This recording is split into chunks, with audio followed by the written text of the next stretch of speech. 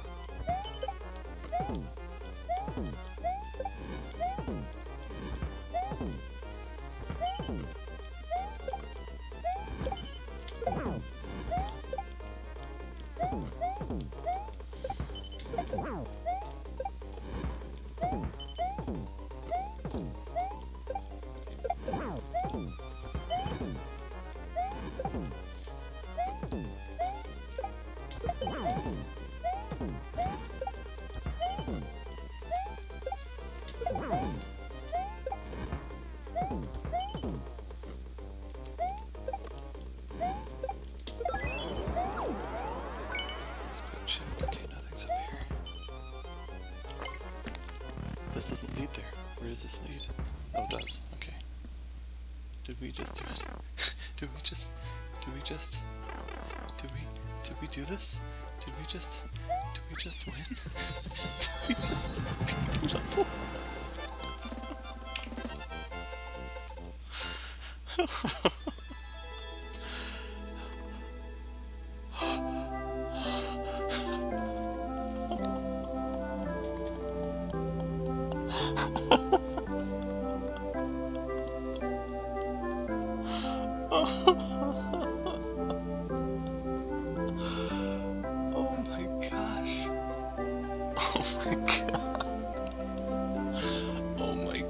We just beat a level where there was one win and almost 50,000 losses. Oh my god. I can't believe I finally beat it.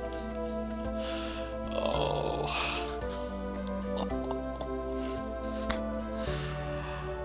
Oh. Has been lifted from my shoulders. I don't even care that I'm nowhere close to the world record, a whole minute and 10 seconds off.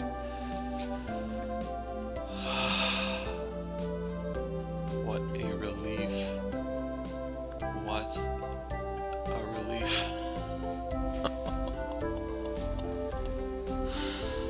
Oh my gosh.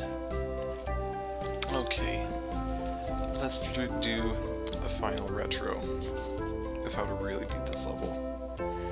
So, at the beginning of the level, I'll defer to my previous video, because for the most part nothing's really changed there.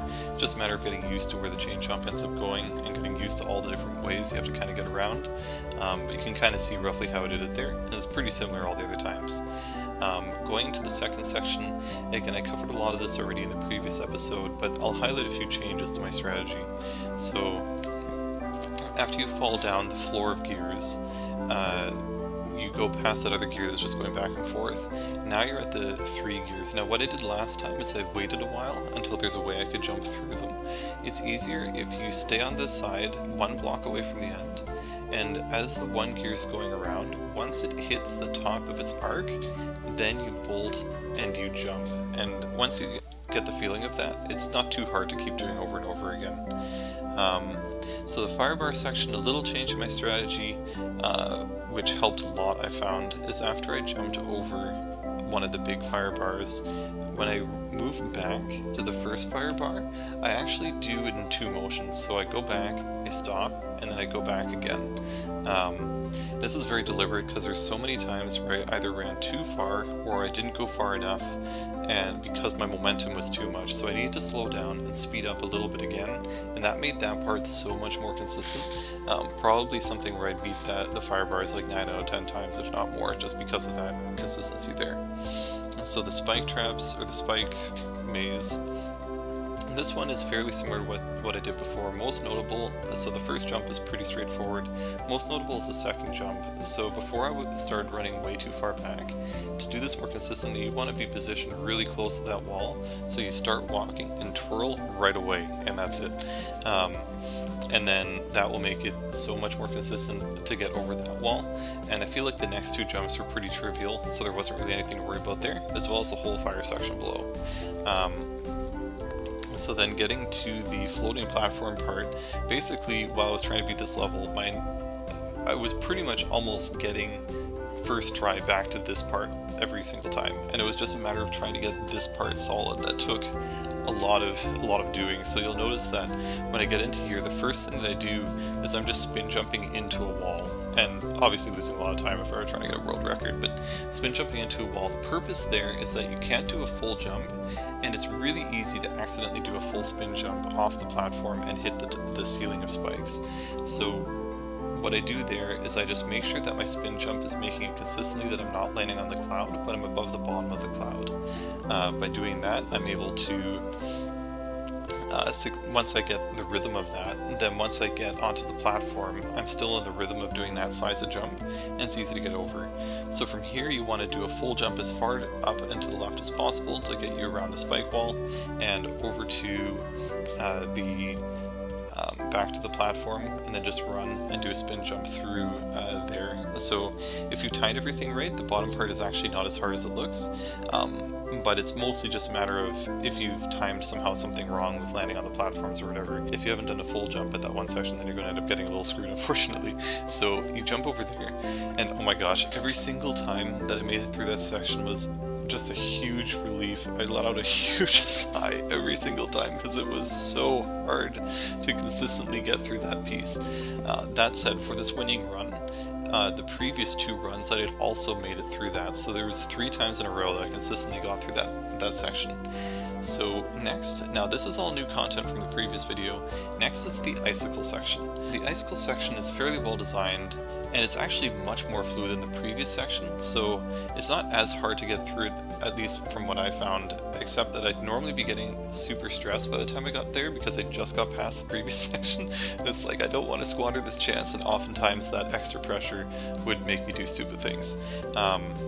But from here, pretty straightforward. You just want to, once you get to the top here, now usually I would talk myself through how I would do it in advance. I felt like that was actually really useful because otherwise I might sort of forget what to do halfway through. It helped to like just add that to my short-term memory. But once you get to the top, you full jump onto the first icicle, full jump onto the second icicle, and now you have to do a full jump all the way back. I think the full jumps are critical here because you need that for the perfect timing to get back on the icicle. If you don't do full jumps, the timings are going to be off. So do full jumps getting onto those icicles, full jump back, and land on the icicle at the bottom. Now from here it's maybe a little hazy, but I'm pretty sure it's full jump onto the next icicle. Now depending on where you land on that icicle, you may need to wait for it to fall a little bit. Specifically, you don't want to jump too high or you're going to die to the gears. You don't want to jump too low, or when you're trying to go around the spike wall, you're going to just hit the other side of the spike wall. So this is the hardest part of the ice section. You just need to jump from there and land. So by land I mean you have to go through, and now you just have to fall straight. Fortunately, I don't think I ever died to the walls of the spikes if I ever got past them, so, but just be careful there. And once you're here, now you're facing off against Bowser. So the first time I got here, I sort of panicked because there was the homing missiles or the homing bullet bills, and there's Bowser himself throwing bombs and shooting fire and all this kind of stuff. I had to think a little bit about how to beat that section. What seemed like the right idea is to try and minimize the number of variables as possible. So you want to keep hitting Bowser up as much as possible. This means there's not going to be any fire to your left and right that's going to interfere with you specifically trying to kill the bullet bills. So once you've hit the Bowser up, you want to hit one of the bullet bills. You want to keep hitting them back and forth to make sure that there's a maximum of one of them on the screen at a time, hopefully even 0 at a time, and that allows you to focus on the easy part. If it was just Bowser with the bob-ombs, this would be a super easy fight. It's really those bullet bills that make it more complicated, so you have to make it as easy as possible to get it so you can kill the bullet bills. So you have to go under Bowser, hit Bowser up in the air a bunch of times, and then hit the bullet bills. So then once Bowser starts to throw the bombs, then pick up a bomb and then throw it into Bowser and just keep repeating. So one thing I think I remember that happened in that run was I think I skipped one of the bomb runs, or I skipped some opportunity that I had. The level has a lot of time, so be patient unless you really want the world record. Take your time here and just make sure you don't do anything too reckless, because you're going to have to beat the entire rest of the level to get back. So given that you've made it all the way to the end here, you probably don't want to do that. So anyway, just take your time, keep cycling, hitting Bowser up in the air, jump on the bullets, get the bombs, throw the bombs into Bowser, etc. So once I finally beat Bowser, you'll notice that I went in the Koopa car and checked up. One of my bigger fears about this particular stage was that there was going to be like a ceiling of munchers or something weird like that was going to land on me. Something I didn't think about till now, as well as if there was a piranha plant or something that come out of the pipe. Very thankful there wasn't anything weird or trolly like that at the end there.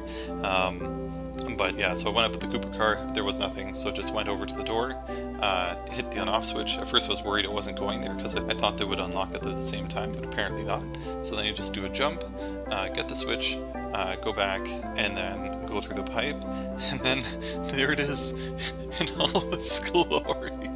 In all of its glory is the end. Oh my gosh. It's funny because it's not even like artistic at the end, there's nothing going on there, it's just you and the end, just go to the end. I'm glad there was no thwomp, no challenge, no nothing there, just like congratulations, take your victory, you've made it through this, just enjoy this feeling. So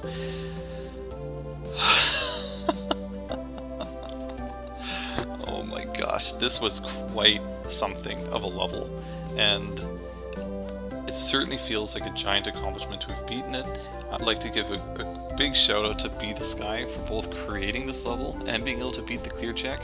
Of course, as a creator, he'd have the advantage of being able to practice the sections, but it's still a very fun level. Lots of ways that you can kind of figure out how to consistently get through all these different parts. It's basically just a bunch of trials until you get to the end where you have to beat Bowser and then go to the goal. So a very amazing level.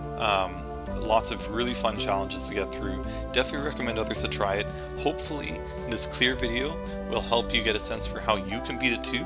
Hopefully you can follow my footsteps. Hopefully you can beat my time of 4 minutes, and hopefully you can even beat the time of 2:50 from light.